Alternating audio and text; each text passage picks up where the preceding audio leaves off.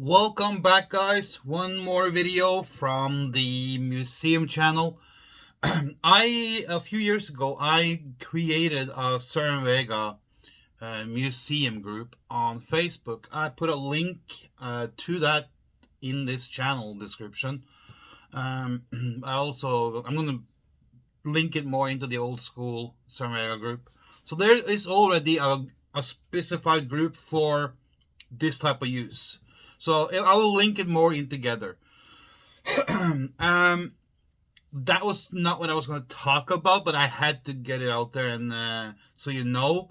Um, I've been thinking lately, what kind of topics can we touch on that we haven't touched much in the previous years or in the past? And I was thinking, I don't think we ever looked into what kind of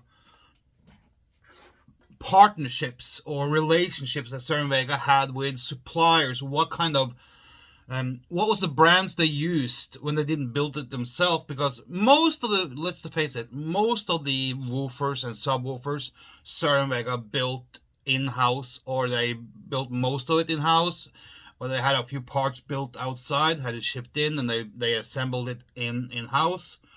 This was very specifically for the time period after they moved to Simi Valley, for instance. Before Simi Valley, when they were in Arleta, they did a little bit of that too. But let's look at what kind of suppliers did Cerwin-Vega use for drivers.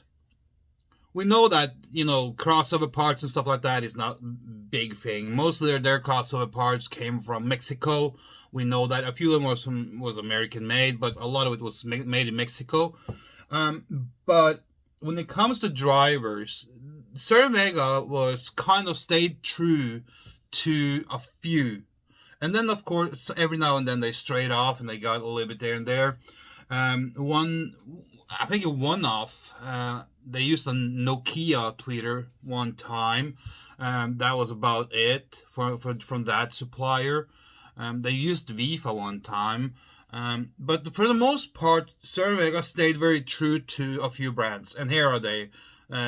Foster was a very, very big supplier for Cerwin-Vega, and you could see it on a lot of the bullet tweeters that they have, and a lot of the tweeters and mid-ranges comes from Foster. Taiwan and Korean made Foster. They also had, at some points, several times, they used Peerless drivers from Denmark, and maybe I think one of those Peerless drivers was one of their subdivision from Malaysia, but they also use Peerless, so it's not just one thing they used. The Peerless drivers you can see in the CD series and the SC series. You can see it in the CT series and stuff like that. So they used a handful of drivers, but one company that Cerwin-Vega had a very close relationship to, and they from the very early on days, in the 70s, was Hepner. They used woofers from Hepner's, they used mid-range from Hepner's, and they used tweeters from Hepner. You can see it all through their lineup in the 70s and early 80s that Hepner was a very close company that they worked with, and that resulted in 1983 that Cerwin-Vega took over and bought out Hepner. That's how close they were. Sadly, they didn't do much with it, so it kind of like fizzled away. So I wish they had done more with Hepner. If we go very, very far back into the 50s and stuff, where Cerwin-Vega made the corner horns, the Vega 500, the Vega 400, that's where you can see Cerwin-Vega using drivers from other brands that was very huge back then, and it was like top quality drivers. I don't have the driver model numbers right in front of me, right now. But I could get that. So from a very early on set, Cerwin-Vega used drivers from uh, call it sub delivery companies or company that provided parts for the most part to Cerwin-Vega. Um, Even in the corner horn back in the 50s, Cerwin-Vega used their own woofer. The 18-inch and the 15-inch was made by Cerwin-Vega. So that is mixed with when you saw the horns that was used in the corner horns, the tweeter, the mid range. They were from a different supplier. The mid, I think it was a 6.5 or 7 or an 8. The mid woofer was also from a separate supplier, and so they only made the woofers in that model themselves. So it was something that Gene did on from very early on, um, and it's kind of like the norm for most speaker companies in the world, and it has been. Very few speaker companies make everything themselves because if you have a supplier that can supply you a good tweeter that fits your application, why would you go out and make it yourself when you already make the woofer yourself? So hold on, my throat is getting sore. I was walking in the wind and I didn't have anything to cover up my throat, so I was getting a little bit sore there. Um, yeah. So we're looking at which one did they stay the most true to. That was, of course, Hepner. They always did a good amount of business with Hepner. Um, and you could even see that they didn't shy away from this in the later days either, because the CVT series, the tweeters and the mid ranges in the CVT series was brought in from a third party supplier, where they only made the woofers themselves. And you can see this too in car audio. You can see it in pro audio as well. And in pro audio, they use from speaker parts and speaker drivers from PSO. Um, they used the BNC in the later years when Gene went to form Cervinsky Laboratories. He used BNC.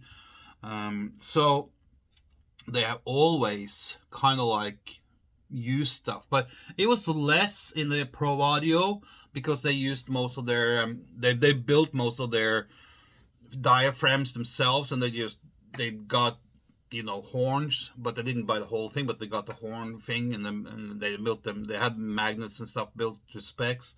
So they have always gone out and used third party suppliers. And I can't stress it enough that the big one was Hepner, and they bought it. I just wish that Cerwin-Vega had and Gene Cerwinski had taken more on Hepner and run it alongside, parallel with Cerwin-Vega. That would have been cool.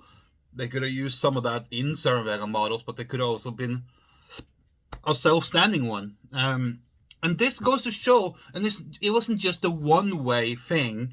Cerwin-Vega was contracted by others to supply. I'm getting the hiccups. Supply drivers to them. And I think I touched on this before. You had Sun, you had Walks, you had Armstrong, Infinity at one point. So this goes crisscross on every supplier and every manufacturer. So Cerwin-Vega got some in from others, and they also supplied to other companies.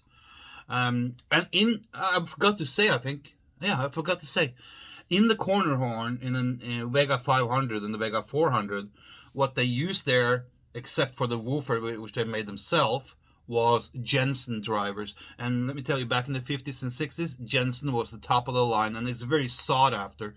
The horns that Cerwin-Vega used in those corner models is even today extremely sought after. And you can see it when you see that one tweeter. It's called 100 something. uh, GVN 100. I don't remember correctly, but um, that tweeter is a kind of like gold color housing. It's a Jensen tweeter horn. It's extremely sought after today. I've seen them on eBay fetch up to like $600, $700, $800 a piece for those tweeter drivers, and those are the ones that Gene used in the Vega 500. And when I tell you guys that, if you, and I've said this for decades since I heard them, if you ever heard ask me which one is the best sounding Cerwin-Vega hi-fi speaker ever made, the Vega 500. I have always said that. I do not stray away from that. I don't run around for that. I don't come up with more saying, "Oh yeah, this is." No, boom. If you ask me which one is the best Cerwin-Vega model ever made, it's the Vega 500 and the Vega 400. And a lot of the reasons for that is because the mid-range horn and the tweeter horn was Jensen. It was made by Jensen, and these are the ones that are very sought after today because of their quality. Their sound quality is by far better than most. So that's why the Vega 500 has such a big leap over most other Cerwin-Vega models. There are other Cerwin-Vega models that comes very close in sound quality, but there's something about the dynamic of that corner horn because it's so big. When you see it in person, you go like, holy moly. I've seen it in person. I've been sitting in front of it. I've been listening to it several times in stereo. And I tell you, it is a heavenly experience. And I don't think they would have achieved that sound if they had used drivers from a different supplier. I doubt it. Because the woofer from Cerwin-Vega in that, let's say the 500, it's an 18-inch woofer. It is so musical, and it blends so well with the 8. It's either 8 and 6. I can't remember right now. The mid woofer that is in the back there in that housing, and then you have the big horn in front of that, and they have the small little bullet or point source tweeter horn in the front. I have posted pictures on Facebook of the 500, but when you combine those three, it's a 4-way speaker. And it has such a grand sound, and it's so open, it's so detailed, it's so crisp and so clear. And this goes to show that a lot when people, I know I'm straying away here now from what was the topic, but I can't help myself. That just goes to show that when people, a lot of people online, on social media says like, oh, Cerwin-Vega is a screaming speaker, all models are just screamers. It's like a lot of this tweeters and a lot of high pitch noise and a lot of bass. They don't know what they're talking about. So when you see people like that, just laugh at them because they're clueless. Because when you look at the buildup of a lot of the speakers, of course, Cerwin-Vega have speakers that are like screamers and they pound you and they have a lot of things in the top and a lot of things in the bottom and kind of like missing a little bit on the middle. But there's a few of those, but not. And I'm thinking like the HP 215. But there's not many others that there's a few, but most speakers from Cerwin-Vega is very, very balanced. But the Vega 500, I think I have to make just a video of the 500 itself. So if that's something what you guys want, let me know. This is going to be a short video today compared to the ones I made earlier. So we'll just take it from there. If there's any topics you want me to touch on or look into and come back to you guys with, make a video about, let me know. Let me know below this video in the comment section or on Facebook, and I will dip into it and do it. Take care.